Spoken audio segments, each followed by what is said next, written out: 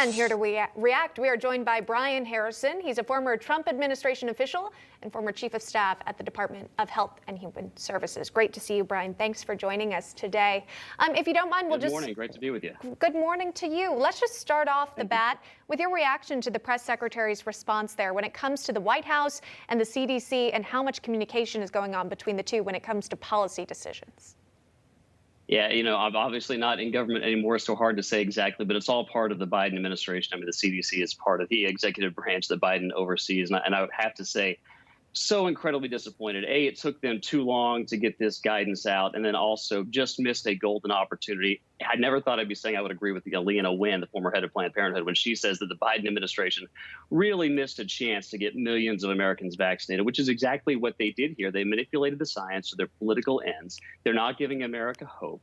And by basically saying that even once you're vaccinated, you can't get back to living your normal life in this free country in America, that's just totally wrong-headed. It's not following the science. It's not following the data, which is what President Biden campaigns to do, one of his many, many broken promises. It just really further is proof that they have a political agenda here. They want America, they want our country locked down for as long as possible. And quite frankly, this guidance may end up costing lives, because if we don't give people a reason to go out and get vaccinated, look, I want to save lives. I want to beat COVID. We've got to do things to make people more confident in these vaccines. And then when they put out these guidances that basically disincentivize people from getting vaccines by not giving them hope, by not giving them optimism, it could cost lives by preventing people from getting vaccines when they really should, especially if they're in a vulnerable population. So really disappointing. There are a lot of unelected medical experts who have been given incredibly large platforms throughout the coronavirus pandemic. I think top of mind, a lot of people would think about Dr. Anthony Fauci, who again has kind of become a household name.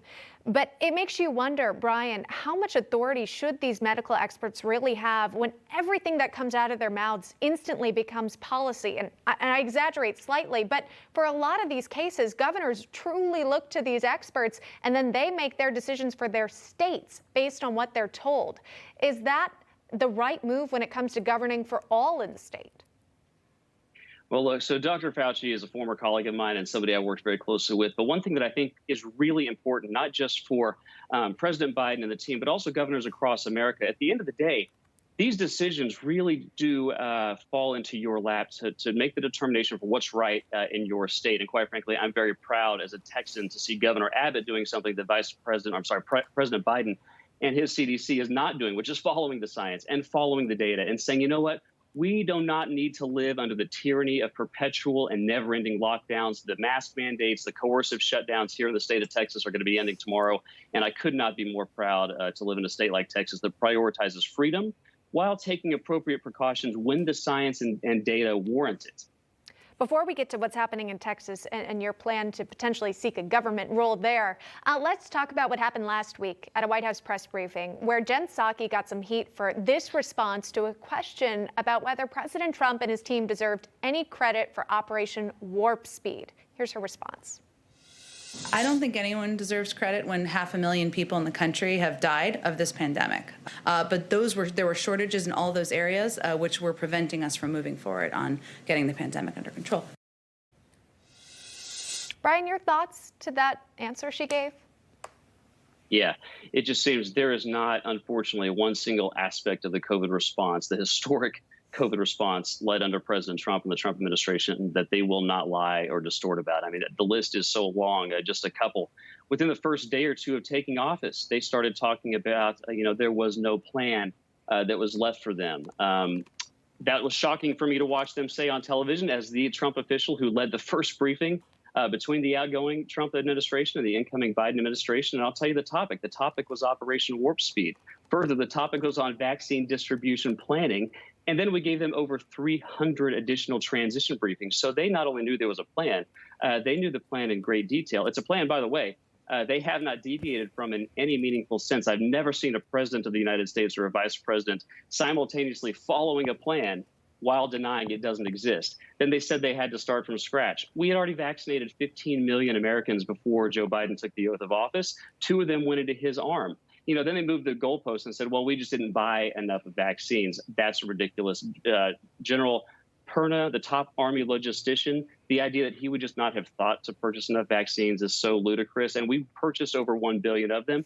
One fun fact that I think your viewers should know, too, every single vaccine that's being administered today under President Biden, because it takes about 100 days for these things to be manufactured, every single vaccine that's going into any arm of any American today, that actually was produced or began production under President Trump. So every time the Biden administration brags about a new milestone, because, by the way, they do absolutely take credit for every good milestone while not giving credit to President Trump, they should remember that this all started under President Trump, and every single vaccine that's being administered today started under him. And one more, they took another victory lap on this J&J and Merck collaboration.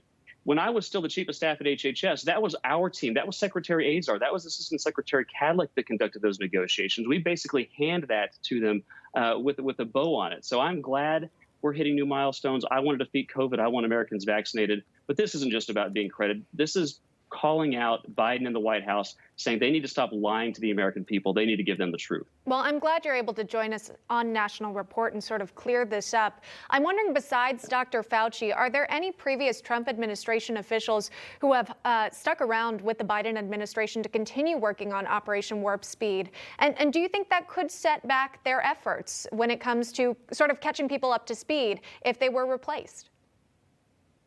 Yeah, I'm not sure about that in terms of particular names, but I will say I'm very proud of my good friend and former colleague, Admiral Brett Giroir, who, along with me, has taken the opportunity to call out the lies coming out of the Biden administration. I actually think it was his question that the press secretary was asked about yesterday when he said he was sick of the lies coming out that Biden administered or received a vaccine mess, when 99% of what they're executing was actually the planning that we left for them out of the Trump administration. So I'm very glad that Brett Giroir is out there also calling them out on this. Well, we might not see the end of you in the public spotlight. You've announced that you're running for the seat of the late GOP Congressman Ron Wright in Texas. What made you decide to run?